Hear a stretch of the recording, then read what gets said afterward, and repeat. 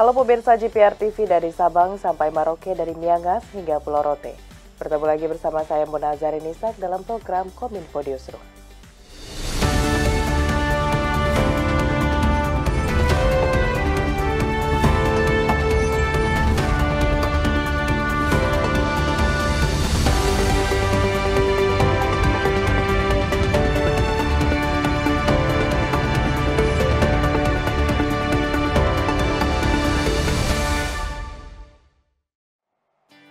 Pemirsa, kita ke informasi pertama. Sekretaris Jenderal Kemendikbudristek Suharti dalam Forum Merdeka Barat 9 menegaskan program Merdeka Belajar dan Kartu Indonesia Pintar menurunkan kesenjangan akses pendidikan di masyarakat.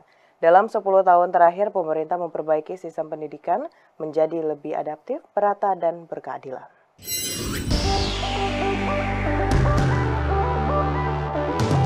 Kementerian Pendidikan, Kebudayaan, Riset, dan Teknologi menegaskan 10 tahun pembangunan pendidikan di bawah pemerintahan Presiden Joko Widodo sudah berada di koridor yang tepat, dengan terus berkomitmen untuk meningkatkan kompetensi anak-anak Indonesia melalui berbagai program Merdeka Belajar. Sekretaris Jenderal Kemendikbudristek Suharti dalam Forum Merdeka Barat 9 di Jakarta mengatakan, dampak positif dari Merdeka Belajar saat ini mulai terlihat dengan penerapan kurikulum Merdeka. Ia menilai sekolah-sekolah yang telah menerapkan kurikulum Merdeka dalam 3 tahun terakhir terbukti jauh lebih baik hasil capaian literasi dan numerasinya dibandingkan dengan sekolah yang baru 1 atau 2 tahun, serta sekolah yang belum menerapkan kurikulum Merdeka. Selain berfokus pada peningkatan kualitas, Kemendikbudristek juga berfokus pada pemerataan akses. Salah satu upaya yang telah dilakukan dengan menyalurkan Kartu Indonesia Pintar dari jenjang sekolah dasar hingga perguruan tinggi, hingga menyesuaikan satuan biaya bantuan operasional satuan pendidikan, sebagai bentuk upaya percepatan pemerataan pendidikan di seluruh Indonesia, utamanya daerah 3T tertinggal, terdepan, dan terluar. Kita semakin yakin bahwa kita berjalan di koridor yang benar nih. Gitu. Kita betul-betul ingin meningkatkan kualitas pembelajaran yang akhirnya bisa memberikan dampak terbaik untuk meningkatkan kompetensi anak-anak kita.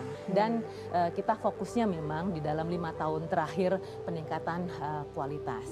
Namun tidak berarti mengesampingkan akses, utamanya terkait dengan anak-anak yang tidak sekolah. Jadi tetap itu menjadi perhatian kita, salah satunya melalui program Kartu Indonesia Pintar.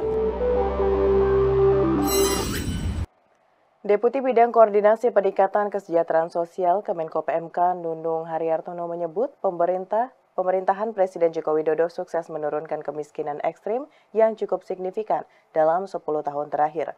Sementara di kesempatan terpisah, Wapres berpesan agar bantuan penerima program kemiskinan ekstrim dan penghapusan kemiskinan dapat lebih tepat sasaran.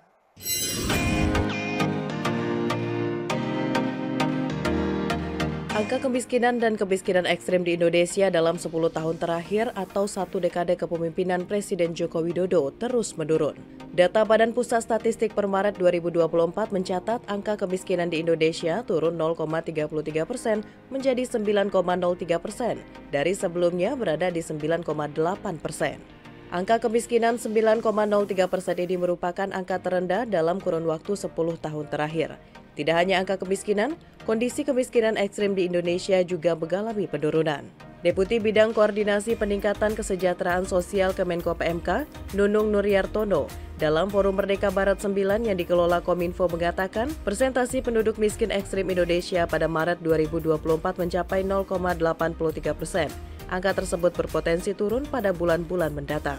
Berbagai program pemerintah dilakukan guna mendorong percepatan penghapusan kemiskinan ekstrim, yakni pengurangan beban pengeluaran, peningkatan pendapatan, dan pengurangan kantong-kantong kemiskinan. Strategi pemerintah ini terbukti efektif mengatasi kemiskinan ekstrim.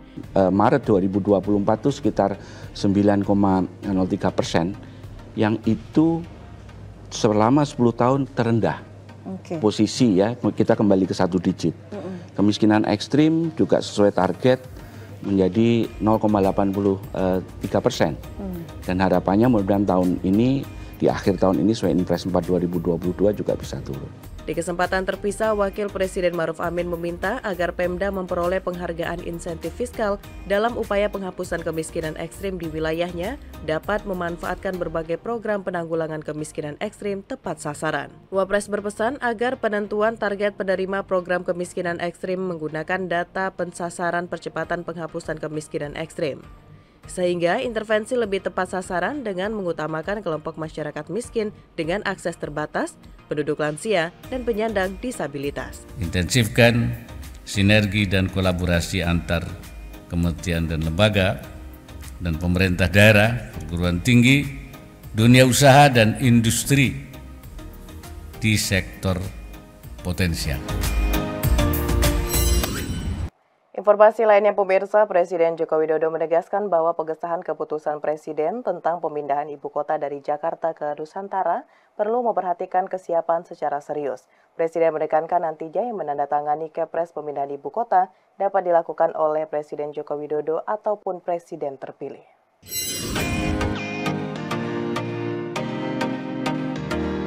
Presiden Joko Widodo menegaskan bahwa pengesahan keputusan Presiden tentang pemindahan ibu kota dari Jakarta ke Nusantara perlu memperhatikan kesiapan secara serius sebelum ditandatangani oleh Presiden.